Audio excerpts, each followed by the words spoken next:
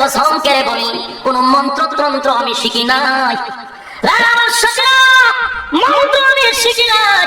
আমি মহাগ্রন্থ আল কোরআনের সূরা ফাতিহা পড়ে ফু দিয়েছি, সঙ্গে সঙ্গে সাপের বিষ নষ্ট হয়ে গেছে। তাহলে আমার রাসূল সূরা ফাতিহা পড়ে যখন ফু দিয়েছে সঙ্গে সঙ্গে সাপের বিষ পানি হয়ে গেছে। এই সূরার ফজিলত আসেনি মনে করেন? এই সূরাটা মক্কা নগরীতে নাযিল হয়েছে। আল্লাহর নবী রাহমাতুল লিল আলামিনের নামাজের পরে নবীজি প্রকাশ্যে নবী হওয়ার কিছুদিন পরে এই সূরাটা নাযিল হয়েছে ভিন্ন ভঙ্গিমাতে। ভাইরা আমার, আল্লাহর নবী রাহমাতুল লিল আলামিন হেরা পর্বের মধ্যে ধ্যানমগ্ন অবস্থায় ছিলেন। হঠাৎ করে তাকায় দেখে আল্লাহর নবীর সামনে বিশাল আকৃতির একটা লোক দাঁড়িয়ে আছে। নবীজিকে বলতেছেন ইকরা, পড়েন। আল্লাহর নবী বলেন আনা বিকারিম, আমি পড়তে জানি না। আল্লাহর নবীকে আবার বললেন পড়েন, নবী বলেন আমি জানি না। তিনবারের পরে নবীকে ঝড়ে তুলেছে। তারপরে নবীজি একসাথে 5টা আয়াত পড়ে শোনায়া দিয়েছে। আর আসতে বলি না, যেই মাত্র নবীজি আয়াতগুলো পড়েছে নবীজির শরীরের মধ্যে কম্পন সৃষ্টি হয়ে গেছে। কারণ কোরআনটা কিন্তু ভাই সাধারণ না, মানুষের উপরে প্রথম নাযিল হয়েছে। কোরআনটা কিন্তু ফাহারা গ্রহণ করে নাই, কোন জিনিসে কোরআন গ্রহণ করতে পারে না। আল্লাহ মানুষের উপরে এটা নাযিল করেছে। আল্লাহ নবী যখন আল্লাহ নবী যখন আলাকের এই কয়েকটা আয়াত যখন নবস্ত কোরআনকে শোনায়া দিলেন, উনিও পড়লেন। নবীজির শরীরটার মধ্যে কম্পন সৃষ্টি হয়ে গেছে। আল্লাহর নবী দৌড়াইয়া খাদিজাতুল কুবরার ঘরের মধ্যে যায়, গিয়ে বলে খাদিজা গো জাম্মিলুনি জাম্মিলুনি, আমাকে কম্বল দিয়ে জড়ায়া ধরো। ও খাদিজা, কম্বল দিয়ে জড়ায়া ধরো, আমার তাপ উঠে গেছে, প্রচন্ড জ্বর আমার শরীরে, আমি বরদাস্ত করতে পারি না। আল্লাহ নবী ডাক দিয়া বলে খাদিজা গো আমি কি দেখলাম, আমি বরদাস্ত করতে পারি না। খাদিজাতুল কুবরা আল্লাহ নবীকে সান্ত্বনা দেয়, আল্লাহ নবীকে সান্ত্বনা দেয়। এমনি খাদিজাতুল কুবরা বলেন কি দেখলেন গো নবী? আল্লাহর নবী বলেন খাদিজা গো আমি তাকায় দেখি হেরা পর্বের মধ্যে একটা লোক বিশাল আকৃতি আমার সামনে এসে দাঁড়ায় আছে। আমাকে কি যেন পড়ে গেল, আর শরীরটার মধ্যে কম্পন শুরু হয়ে গেল। এখন আমি বরদাস্ত করতে পারতেছি না। খাদিজাতুল কুবরা বুঝে ফেলেছে, কারণ খাদিজাতুল কুবরা বুদ্ধিমতী মহিলা ছিল। জোরে কোন সুবহানাল্লাহ। আল্লাহ নবী যেদিন নবী হয়েছে খাদিজাতুল কুবরার ঘরের মধ্যে এসে ডাক দেয়া বলে খাদিজা আমি নবী হয়েছি ইসলাম প্রচার করার জন্য। মানুষের কাছে যখন আমি দাওয়াত দিব, মানুষ যদি আমাকে বলে নিজের ঘরের লোক ঠিক আছে কিনা, আপনার ঘরের মানুষ ঠিক আছে নি, আমি কি জবাব দিব মানুষের কাছে? খাদিজা বলে নবী গো কি বলতে হবে? আল্লাহর নবী বলেন ও খাদিজা আমার সঙ্গে পড়ো না লা ইলাহা ইল্লাল্লাহু মুহাম্মাদুর রাসূল সাল্লাল্লাহু আলাইহি ওয়াসাল্লাম। খাদিজা পড়ো আমার সঙ্গে এক আল্লাহ, আল্লাহ ছাড়া কোনো মাবুদ নাই, মুহাম্মাদুর রাসূলুল্লাহ সাল্লাল্লাহু আলাইহি ওয়াসাল্লাম আমি আল্লাহর বান্দা এবং রাসূল। খাদিজাতুল কুবরা সাথী বলেন লা ইলাহা ইল্লাল্লাহু মুহাম্মাদুর রাসূলুল্লাহ সাল্লাল্লাহু আলাইহি ওয়াসাল্লাম। আল্লাহর নবী ডাক দিয়া বলেন রে খাদিজা বলার সঙ্গে সঙ্গে পড়ে নিলাম, কোনো কিছু প্রশ্ন করলা না, আমার কাছে কোনো কিছু জানতেও চাইলা না। কারণ ও ভাই জামাই যত বড় আল্লাহর ওলি হোক না কেন, বউয়ের কাছে কিন্তু এত তাড়াতাড়ি হিসাব পাওয়া যায় না। আপনারা কি দেখুন, আপনি একেবারে যত বড় ফিরি হইন না কেন, আসমানা ফারিয়া নামাজ পড়েন, আপনার মানুষে মুরুখ দেশি মুরুখ খাওয়ায়, ও কাজিম করে, আপনার বউ আপনার অত সহজে কিন্তু মানে না। কথা বলেন ঠিক কিনা? আপনি যে কত বড় ফির এটা আমি ভালো করে জানি, ঠিক কিনা? একবার এমন বড় ফির আছে, এটা মানে শূন্যের মধ্যে দাঁড়ায় নামাজ পড়তেছে। এবারে বড় দরজা বলে ও বাপ রে বাপ এত কেন মধ্যে জানি কেন জামা জামা দিতে তো বেডি ঘরে গেছে। এবারে মনে হয় ঘরের ভিতরে বসে পড়ে তো বেডি কইতাছে ঘুমাই কোনো আল্লাহ আল্লাহর জমিনের রং ফিরো আছে। ও কিটা কো একবার শূন্যের মধ্যে দাঁড়ায় নামাজ পড়ে, আমি রং ফিরো দেখছি। কো এটা তো আমি আসলাম, ও তুমি আসলা? কইলি কোমরটা একটু বেহাসি কোমরটা লাগে হেভি দেখছি, হেভি জামাই মানে অন্য কোমরটা একটু বেহাসি, মানে কতটা দুঃশেষটা ধরবই আপনি উফরে দেখতেন না। ইনলে বিটেন কাজ কর ঠিক কিনা? আমার উফরে বলে দিত না। ও তুমি যে কত বড় বিশ্বাস এটা অন্তত তোমাকে আমি বাংলা করে জানি। ভাই আমার আল্লাহর নবী বলেন খাদিজা তাহলে প্রশ্ন করলো না সহজেই আমাকে তুমি পয়গম্বর মেনে ফেললা, এত সহজেই পয়গম্বর বানাইলা ফেললা, এত সহজেই আমাকে মেনে নিলা, তার কারণটা খাদিজা জানতে চায়। খাদিজা তো কোরআনটা কেমন গো, এই দিনের অপেক্ষায় আমি ছিলাম। সুবহানাল্লাহ, এই দিনের অপেক্ষায় আমি ছিলাম। কোন দিন আপনি আমার কাছে এসে বলবেন খাদিজা আমি নবী হয়েছি। আল্লাহর নবী বলেন তার মানে কি তুমি জানো? বলে অবশ্যই জানি। কেমনে জানো? বলে নবীজি দুইটা স্বামী হারানোর পরে, দুইটা স্বামী হারানোর পরে আমি নিয়ত করেছি আর জীবনে কোনোদিন আমি স্বামী গ্রহণ করব না, আর জীবনে কোনোদিন স্বামী গ্রহণ করব না। কিন্তু আপনাকে যেদিন থেকে আমি ম্যানেজার বানাইলাম আমার ব্যবসার জন্য, আমার ব্যবসার ম্যানেজার যেদিন আপনাকে বানাইলাম, আমি দেখি আমার ব্যবসার মধ্যে খালি বরকত হয়, খালি বরকত হয়।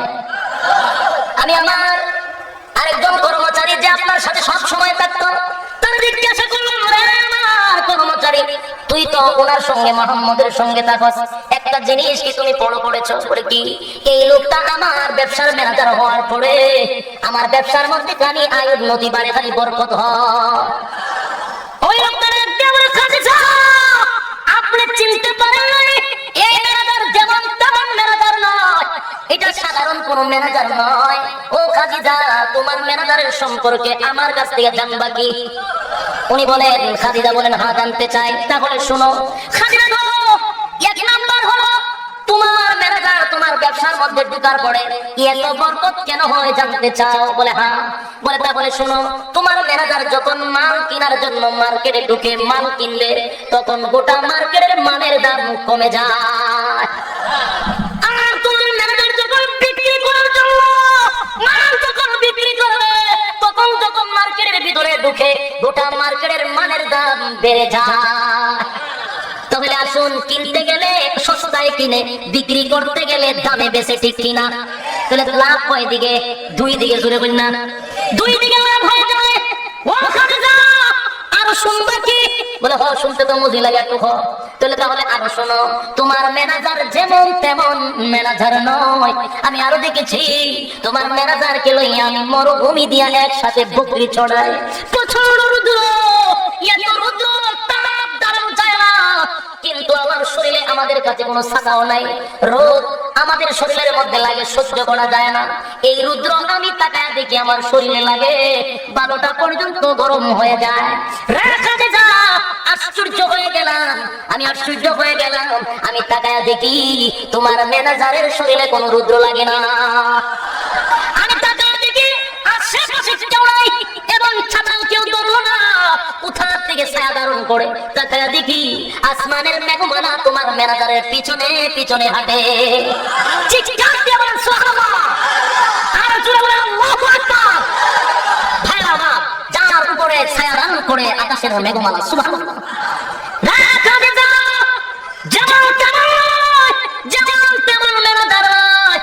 এই ম্যানেজারের আরো কিছু শুনবা কি?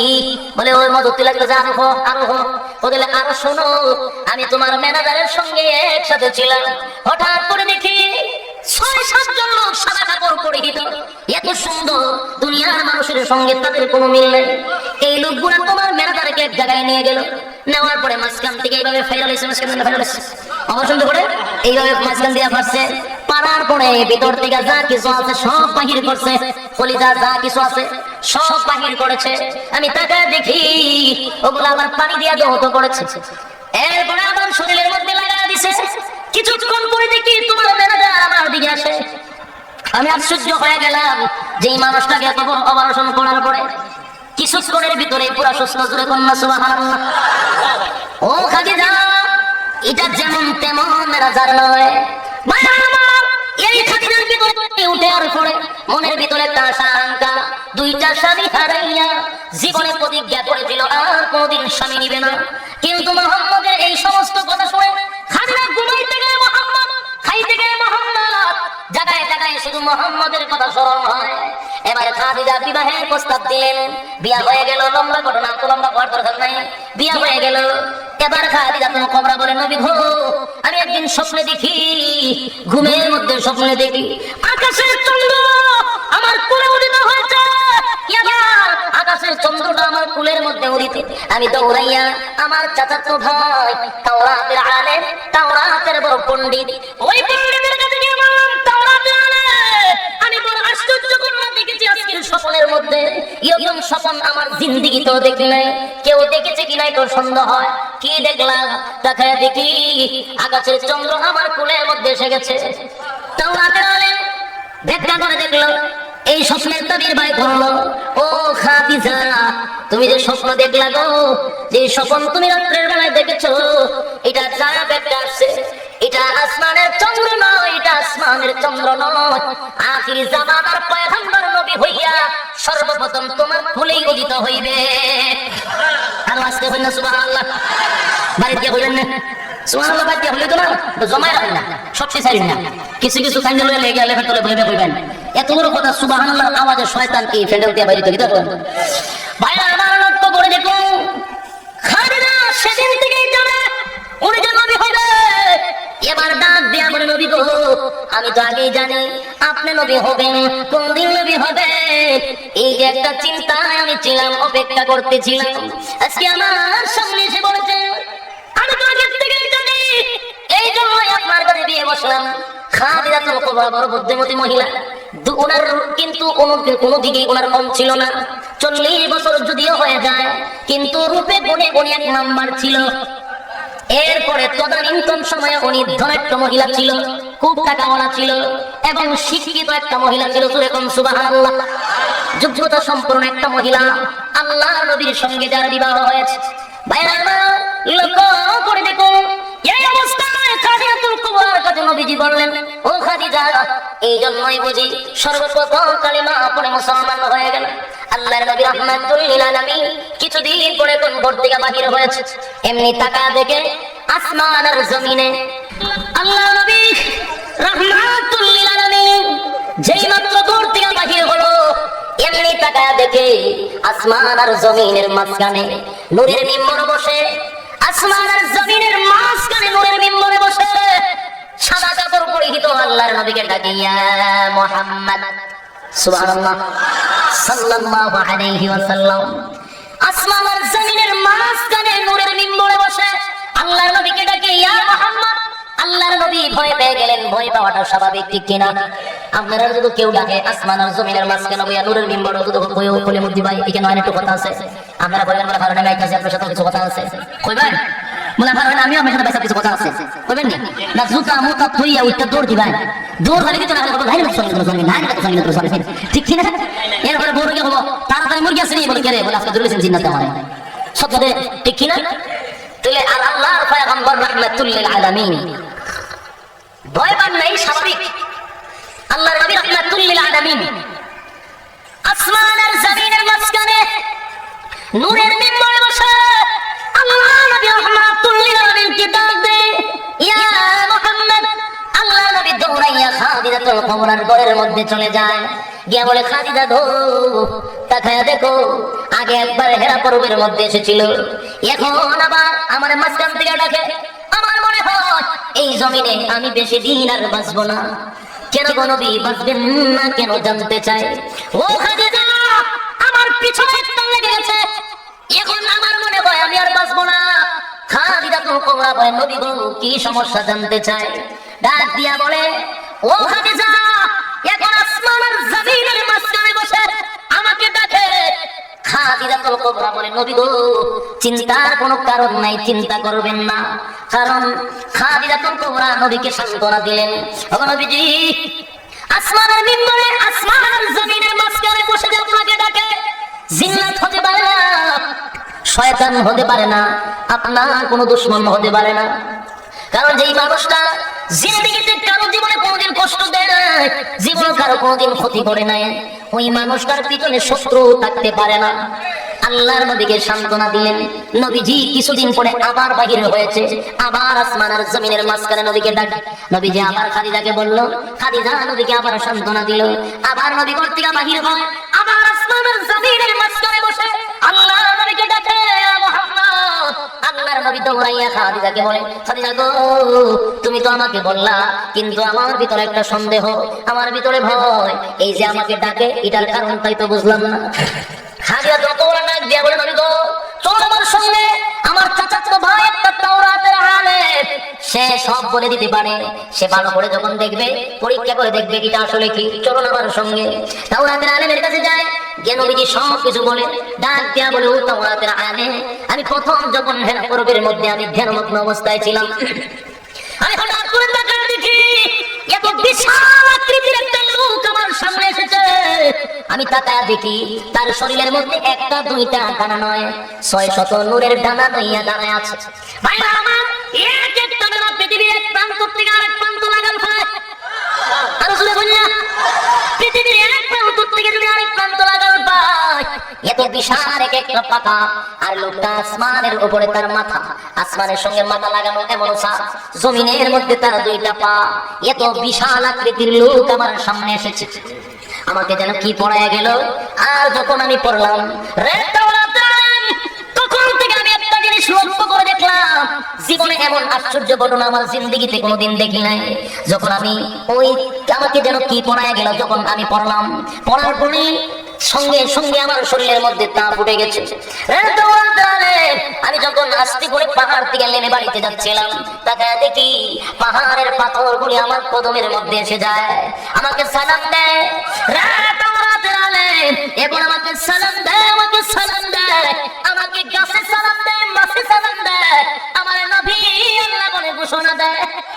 এতদিন 40 বছরের ভিতরে, 40টা বছরের ভিতরে কেউ আমাকে সালাম দেয় না, নবী আল্লাহ বলে আমাকে ঘোষণা করে নাই। আজকে দেখি আমাকে পাথরে সালাম দেয়, আমাকে গাছে সালাম দেয়, আমার নবী আল্লাহ বলে ঘোষণা দেয়। এই অবস্থার পরে এখন তাদের দেখি আসমান আর জমিনের মাঝখানে আমারে এখন ডাক দিয়া মোহাম্মদ করে। তাওরাতের আলেম মুস্কি মুস্কি হাসে, সুবহানাল্লাহ বললেন, মুস্কি মুস্কি হাসে। এবার আল্লাহর নবী ডাক দেয়া বলে, আমি দুঃখের কথা আপনার কাছে বললাম, আপনি দেখে হাসেন। তাওরাতের আলেম ডাক দেয়া বলে, নবী গো, ও মুহাম্মদ, তাওরাত পড়ে যা পাইলাম, তাওরাতের বর্ণনা অনুযায়ী আজকে থেকে আপনি মুহাম্মদ নয়, আপনি মুহাম্মদ নয়, আপনি হয়ে গেলেন মুহাম্মাদুর রাসূলুল্লাহ সাল্লাল্লাহু আলাইহি ওয়াসাল্লাম। ভাইরা আমার, আপনি মুহাম্মদ নয়, মুহাম্মাদুর রাসূলুল্লাহ হয়ে গেলেন। ও নবীজি, তাওরাতের বর্ণনা অনুযায়ী যা পাইলাম, আপনাকে হেরা পর্বের মধ্যে যা পড়াইছিল, ওই লোকটা যে ছিল, উনি আর কেউ নয়, আর কেউ নয়, আল্লাহর পাঠানো ফেরেশতা জিবরাইল। আপনাকে যা পড়ে গেল, এটা মহাগ্রন্থ কোরআন। আর আপনি যখন পাহাড় থেকে নেমে বাড়িতে যাচ্ছিলেন, তখন আপনাকে সালাম দিয়েছে, কেন জানেন? সেদিন থেকে আপনি নবী হয়ে গেছে, আপনি প্রকাশ্যে নবী হয়ে গেছেন। ও নবীজি, এবার আপনাকে সকলেই ঘোষণা দেয় নবী আল্লাহ বলে, ও পৃথিবীর মানুষেরা, এবার তাওরাতের আলেম ডাক দেয়া বলে, নবী গো, তবে ওই দিন বেশি দূর নয়, ওই দিনটা বেশি দূর নয়, এই মক্কা নগরীতে আপনি থাকতে পারবেন না, এই মক্কা নগরীতে আপনি থাকতে পারবেন না। আল্লাহ নবী সঙ্গে সঙ্গে চোখের পানিটা ছেড়ে দিয়ে এখন কাঁদে। আমার মায়ের দেশ, আমার বাবার দেশ, আমার মায়ের দেশ, বাবার দেশে আমি কেন রে থাকতে পারবো না? আমি কি অপরাধ করেছি? আমি কোন দোষে আমার মায়ের দেশে থাকতে পারবো না? এমনি আল্লাহ নবীকে ডাক দেওয়া, নবী গো, কোনো দোষ নাই, কোনো অপরাধ আপনার নাই, আপনার অপরাধ থাকতে পারে না, আপনার অন্যায় থাকতে পারে না, তাহলে কেন আমার মায়ের দেশে আমাকে থাকতে দিবে না? বলে একটাই কারণ হলো, আপনি হক কথা বলেন, এই জন্য। আপনি হক কথা বলবেন, এক আল্লাহর দাওয়াত দিবেন। এখন তারা 360 মূর্তির পূজা করে, আপনি বলবেন লা ইলাহা ইল্লাল্লাহ, নেই কোনো মাবুদ আল্লাহ ছাড়া, এক আল্লাহর পূজা করার জন্য বলবেন, মানবে না, তারা বরদাস্ত করবে না। এই জন্য যখন সমাজের মধ্যে সত্য কথা আপনি তুলে ধরবেন, আপনার আপন লোকগুলো আপনার বিরোধিতা করবে। ঠিক ঠিক না? বর্তমান সমাজে দেখা দেখি, যখনই আপনি হক কথা বলবেন, যখনই আপনি হকের আওয়াজ তুলবেন, আল্লাহর কসম রে ভাই, সমাজের মধ্যে আপনি ভালো লোক হতে পারবেন না। মসজিদের ইমাম সাহেব যখন মসজিদের মিম্বরে বসে হকের কথা বলে, জুমার বয়ানে যখন সুদের বিরুদ্ধে কথা বলে, ঘুষের বিরুদ্ধে কথা বলে, পাবলিক কিছু তেরা চোখে চায়, আছে না নাই? কারণ মসজিদের সেক্রেটারি যদি হয়ে যায় সুদখোর, তাহলে তো চোখ রাঙাইয়া তাকাইবে। মসজিদের সভাপতি যদি হয়ে যায় ঘুষখোর, তাহলে তো চোখ রাঙাইয়া তাকাইবে। ইমাম সাহেব ভালো হতে পারে না। কেন? ইমাম সাহেব সত্যের পক্ষে কথা বলেছে, হক কথা বলেছে, এই জন্য সমাজের মধ্যে ভালো হতে পারলো না। ঠিক কিনা? বাংলার জমিনে দেখবেন, যারাই হক কথা বলে, যারা হক কথা বলে, আজকে তাদের উপরে নির্যাতন, ঠিক কিনা?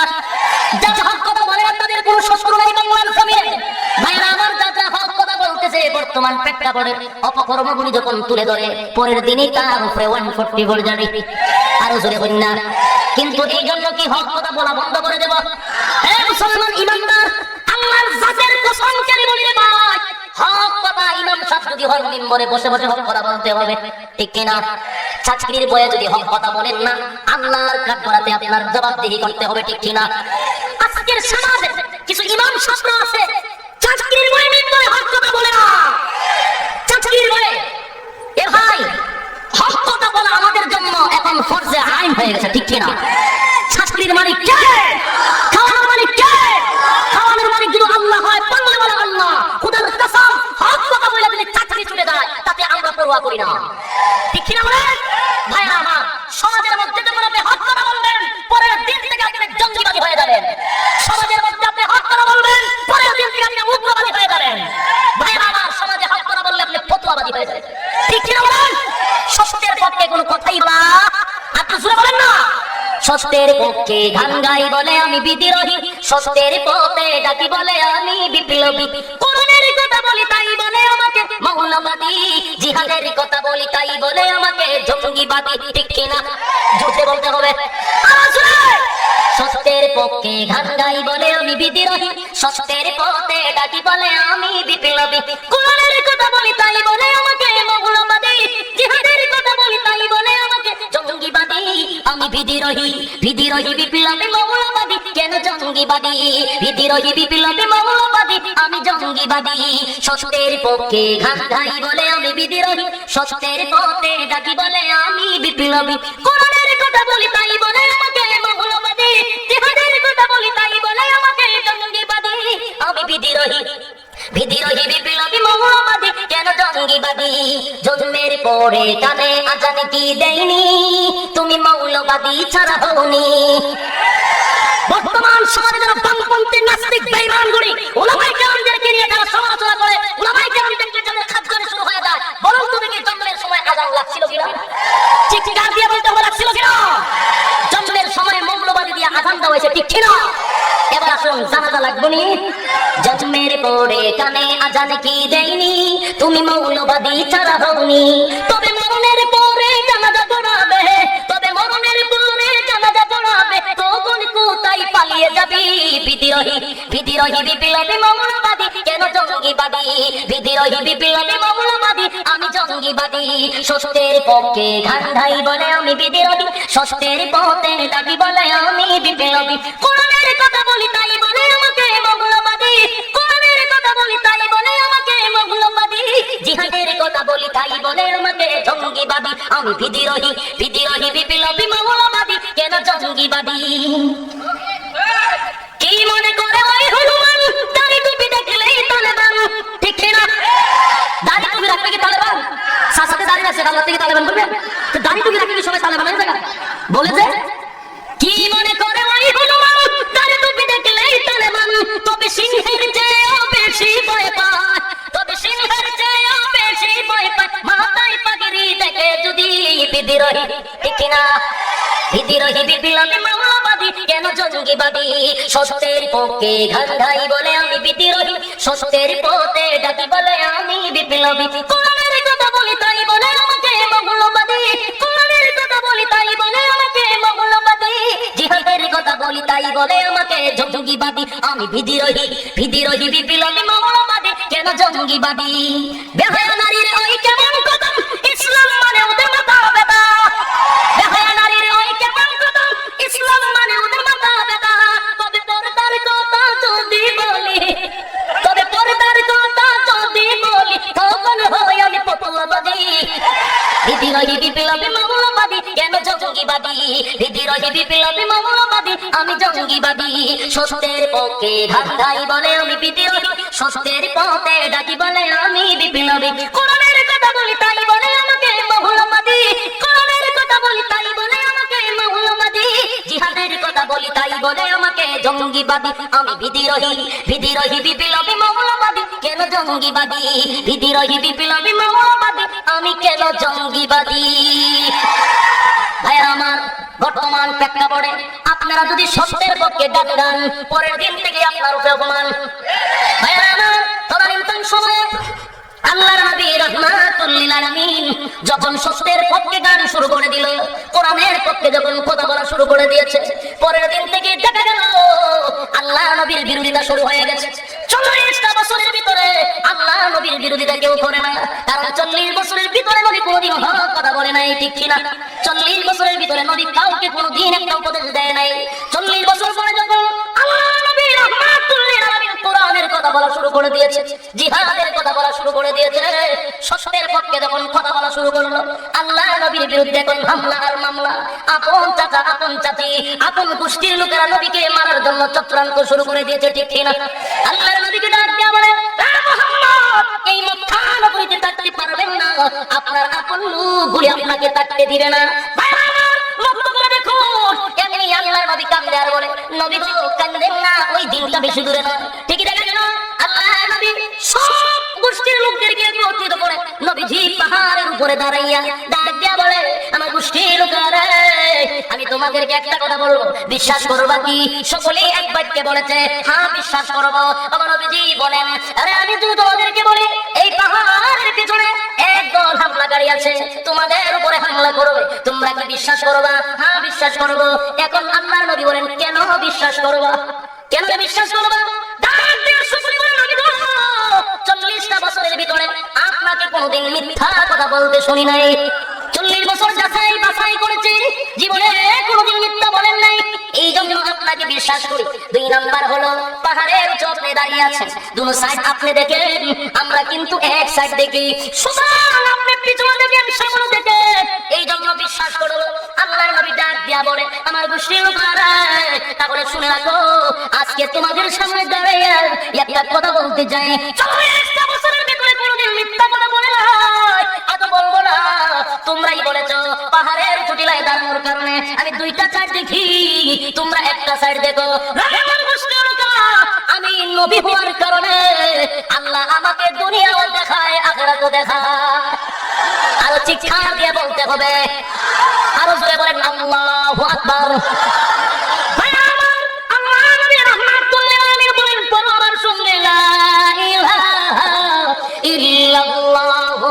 মুহাম্মাদুর রাসূলুল্লাহ সাল্লাল্লাহু আলাইহি ওয়াসাল্লাম। ভাইরা আমার লক্ষ্য করে দেখুন, যেই আল্লাহর নবী বলেছেন পরমার্শ লা ইলাহা ইল্লাল্লাহ, নেই কোন মাবুদ আল্লাহ ছাড়া, মুহাম্মাদুর রাসূলুল্লাহ সাল্লাল্লাহু আলাইহি ওয়াসাল্লাম, আমি আল্লাহর বান্দা এবং রাসূল, আমি জামানার পয়গম্বর মেনে নাও। এই কথা বলার পরে সঙ্গে সঙ্গে নবীজির বিরোধিতা কয়েকশো জন দাঁড়ায় গেছে, না মানতে পারি না, এই জন্যই বুঝে আমাদেরকে একত্রিত করেছো, আমরা বুঝে মেরেছি, এই জন্যই বুঝে একত্রিত করেছো, না মানা যায় না। নবীজির চাচা আল্লাহ পাথর লইয়া নবীকে মারার জন্য গেল, বাইরে এইভাবে নবীর বিরুদ্ধে এর পর এক শুরু হয়ে গেল, থাকতে দেয় না, নবীকে থাকতে দিবে না, মক্কা নগরীর মাটি ছাড়তে হবে। আল্লাহর উপর নবীর উপরে একের পর এক নির্যাতন এবং চলছে, এবার আস্তে আস্তে আল্লাহর নবীর উপরে গালি জুলুম বাড়তেছে। এবার আল্লাহ বলে দিয়েছে, নবী গো এবার আপনি মক্কা নগরী ছেড়ে মদিনায় আপনি চলে যান।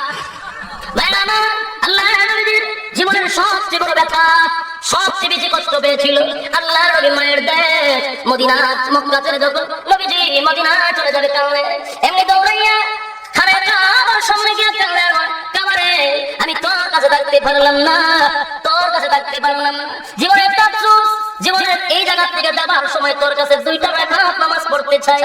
ভাইরা আমার, করুণ কাহিনী, নবীজিকে নামাজ পড়ার জন্য চাবিটা পর্যন্ত দেওয়া হয় নাই, নবীকে বেজ্জতি করেছে, চাবি দেয় না। আল্লাহর নবী বলেছেন, জেনে রাখো, আজকে তোমাদের কাছে 2টা রাকাত নামাজ পড়ার জন্য বলেছি, চাবিটা দেও নাই, শেষবারের মতো বললাম চাবিটা দেওয়ার জন্য, দিলা না, কিন্তু জেনে রাখো ওই দিনটা বেশি দিন নয়, একদিন চাবিটা আমার হাতে দেওয়ার জন্য পাগল হয়ে যাইবা। ভাইরা আমার, আল্লাহর নবী রাহমাতুল লিল আলামিনকে পাগল বলেছে, নবীকে পাগল বলেছে। আল্লাহ উদ্বা সাহেবা নবীর বিরুদ্ধে কত অপপ্রচার, নবীকে যারা যন্ত্রণা, ঠিক কিনা? আরো জোরে বলেন না, পাগল হইছেনি, বাড়ি চালাইছেনি, ওই সমস্ত কুখ্যাত কাফের বলে নবীকে চিনল না, ঠিক নি? আসলে বলেন না, চিনছে? বনের পশু চিনল যারে, চিনল না হাই মানুষ তারে, বনের পশু চিনল যারে, চিনল না হাই মানুষটারে আবু জাহেল বেরা আবু জাহেল বেরা মন্দ কাজে ছিল সেরা আবু জাহেল বেরা মন্দ কাজে ছিল সেরা আকাশ বাতাস কাঁদে যেন আকাশ বাতাস কাঁদে যেন হাতাদের হাতার ওলা চলে চিনল না হাই মানুষটারে বনের পশু চিনল যারে চিনল না হাই জোরে বলুন আমার সাথে বনের পশু চিনল যারে চিনল না হাই মানুষটারে পাগলে বলে দেয় যে তারা বিটে মাটি করে তারা পাগলে বলে দেয় যে তারা বিটে মাটি করে তারা পাগলে বলে দেয় যে তারা বিটে মাটি করে তারা নানা রকম দেয় অপমান নানা রকম দেয় অপমান লাঞ্ছনা দেয় বারে ভারে চিনল না হাই মানুষ জীবনের পশু চিনল যারে কিসের কারণে নবীকে অপমান করলো সত্যের কথা বলার কারণে তো ওই পণ্ডিত তাওরাতের আলেম বলতেছেন যে ওই দিনটা বেশি দূর নয় আপনাকে মক্কা নগরীতে থাকতে দিবে না থাকতে দিছিনি আল্লাহর নবী কান্দে এবার নবীজিকে ডাক দেয়া বলে নবী গো আসমান আর জমিনের মাঝখানে যে আপনাকে ডাকে ওই আসমান আর জমিনের মাঝখানে যে আপনাকে ডাকে মানুষ হতে পারে না শয়তান হতে পারে না আপনি আবার ওনার কাছে যান ওরা কি বলতে চায় শুনেন আল্লাহ নবী রাহমাতুল লিল আলামিন চলে আসলেন এবার খাদিজাতুল কুবরা বলে নবী গো আবার যদি আসে আমার মইয়া যাইয়েন খাদিজাতুল কুবরাকে ডাক দিয়া বলে খাদিজা তাকায় দেখো আসমান আর জমিনের মাঝখানে আবার আসছে খাদিজা এবার আল্লাহর নবীর কাছে গিয়ে বলে ও নবীজি আপনার ডান দিকে আমি বসলাম দেখা যায় বলে খাদিজা দেখি খাদিজা বলে আমি কি দেখি না আল্লাহর নবী বলেন আমি দেখি খাদিজা বলে আমি দেখি না খাদিজা ডাক দিয়া বলে বাম দিকে বসলাম দেখেননি বলে না এখন তো দেখি বলে এখন আসুন আপনার কোলে বসলাম দেখেননি বলে দেখি এবার খাদিজাতুল কুবরা মাথার কাপড়টা ফেলে দিয়েছে আল্লাহর নবীকে ডাক দিয়ে বলে নবী গো এখন দেখেননি খাদিজাতুল কুবরা কথা বলার পর নবী ডাক দিয়ে বলে না এতক্ষণ দেখেছি এখন দিয়ে আর দেখা যায় না খাদিজা ডাক দিয়ে বলে নবী গো আমি বুঝে পেরেছি আল্লাহর সাথে কসম করে বলি এটা শয়তান হতে পারে না জিন্নাত হতে পারে না এটা আল্লাহর পাঠানো কোন ফেরেশতা হবে এবার আল্লাহ নবীকে ডাক দিয়ে নবী আবার আসলে আপনি ওনার কাছে যাবেন ভাইরা আমার এবার আসুন আবার আসলো আল্লাহর নবীকে ডাক দিয়া মুহাম্মদ এবার আল্লাহর নবী সাহস নিয়ে বলেন খালি ডাকাডাকি করো কোনটা কও না দি খালি দিটা কও বুঝতে পারছো না কিটা কইতা হইলো তখন আল্লাহর নবী ডাক আল্লাহর নবীকে যখন এই কথা আল্লাহর নবী যখন কিতা কইতা হইলো তখন উনি বলেন ইয়া রাসূলুল্লাহ ইয়া হাবিবাল্লাহ ইয়া রাহমাতাল লিল আলামিন ও নবীজি আমি তো আপনাকে ডাকতেছি কিছু বলার জন্য এই জন্য তোমরা সুবহানাল্লাহ আপনারা আমার কথা শুনেন না আপনারা আমার তাকে সাড়া দেন না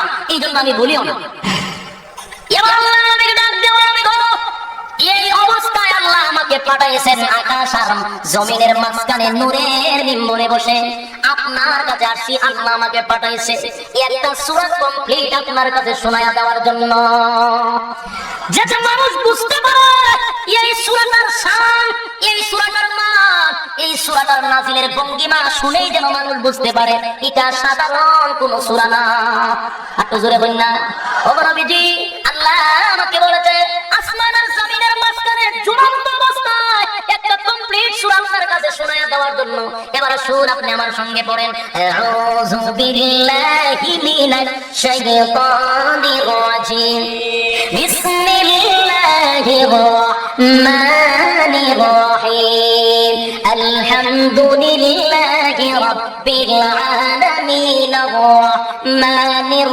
রাহিম মালিকি ইয়াউমিদ্দিন ইয়্যাকা না'বুদু ওয়া ইয়্যাকা নাস্তাঈন ইহদিনাস সিরাতাল মুস্তাকিম সিরাতাল লাযীনা আন'আমতা আলাইহিম গায়রিল মাগদুবি আলাইহিম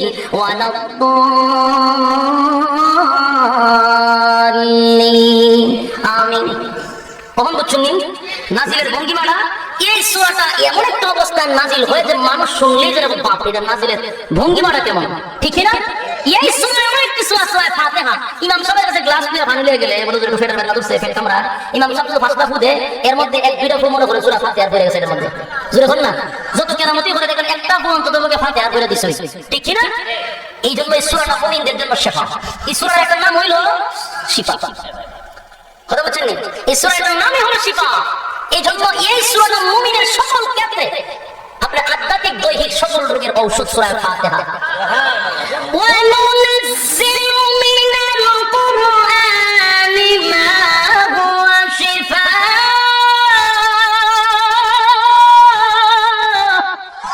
ওয়া রাহমাতুল লিল মুমিনিন প্রত্যেকটা ক্ষেত্রে মুমিনের এই জিনিসটা দরকার আছে না নাই ভাই আমার তাহলে আজকে এই সূরাটা নাজিল কিভাবে হলো আমরা জানলাম এটা হলো শানে নজুল আলোচনা হাজারো জনপ্রিয় তৈরি স্পন্দন মাওলানা শহীদ আহমেদ আশরাফি সবাই লাইক কমেন্ট শেয়ার করেন ধন্যবাদ আমাদেরকে এই সূরাটার সমস্ত ফজিলত বোঝার তৌফিক দান করুন সকলে বলে আমিন আল্লাহ রাব্বুল আলামিন এই আজকের আলোচনায় আমাদের বললে বলা শুনলে বলা উভয়কে যেন সঠিকভাবে আমল করার তৌফিক দান করে সকলে আমিন।